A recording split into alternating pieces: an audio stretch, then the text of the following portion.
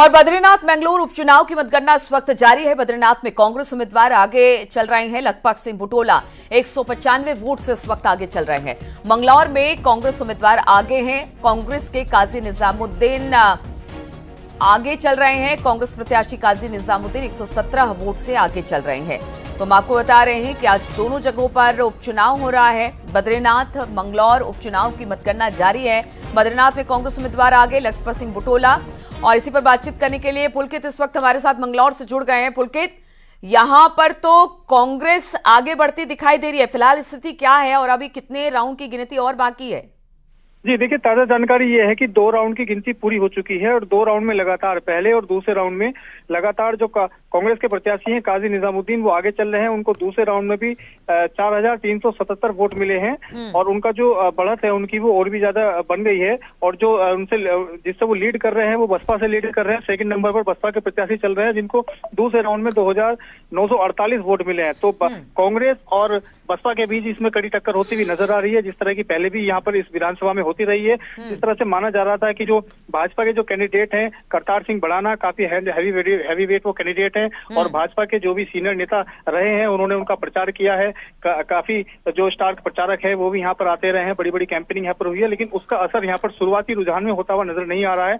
जो भाजपा के कैंडिडेट है वो तीसरे नंबर पर नजर आ रहे हैं और जो कांग्रेस के जो कैंडिडेट हैं वो लगभग 1600 वोटों से अपनी बढ़त बनाए हुए हैं 2 राउंड तक। इसी तरह से अगर ये बढ़त बनी रही और आधे से ज्यादा गिनती तक यानी कि 5 से 6 राउंड तक अगर ये बढ़त इस तरह से बनी रही तो कहीं ना कहीं जो कांग्रेस के जो प्रत्याशी हैं वो जीत की तरफ जाते हुए यहाँ से नजर आ रहे हैं। हालांकि अभी सिर्फ 2 राउंड की ही गिनती पूरी हुई है, अभी कुछ भी कहना बहुत ज्यादा जल्दबाजी होगी।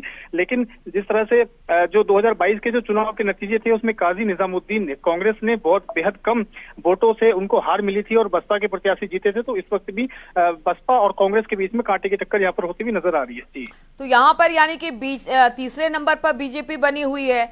और अगर बात की जाए खासतौर पर हरिद्वार और उसके आसपास के इलाकों में बीएसपी उस मैदानी क्षेत्र में अच्छी खासी पकड़ बनाकर रखना चाहती है और उसका होल्ड भी वहां पर दिखाई दे रहा है। तो ऐसे में अभी तो दूसरे राउंड की मतगणना है, लेकिन टक्कर ये मान के चले कि कांग्रेस और बीएसपी के बीच में ही दिखाई दे रहा है। पुलकित जी बिल्कुल, टक्कर तो शुरुआती तौर पर जो है कांग्रेस और बीएसपी के बीच में यहाँ पर नजर आ रही है। क्योंकि ये जो मंगलौर उपचुनाव जो है ये हर तरह से इसके जो नतीजे हैं वो हर तरह से काफी महत्वपूर्ण है। अगर भाजपा के नजरिए से इसको देखें तो भाजपा अभी तक इस सीट पर एक भी बार जीत दर्ज नहीं कर पाई है। तो जो जिस तरह से भाजपा की जो तैयारी थी इस सीट। ठीक है पुलकित, बहुत बहुत शुक्रिया आपका जानकारी देने के लिए। तो चाहे वो मंगलौर की बात की जाए, बद्रीनाथ की बात की जाए, इस वक्त अगर मंगलौर की बात की जाए काजी निजामुद्दीन 117 वोट से आगे हैं और इसी तरह से कांग्रेस बढ़त बनाई हुई है, कुछ जगहों पर बीएसपी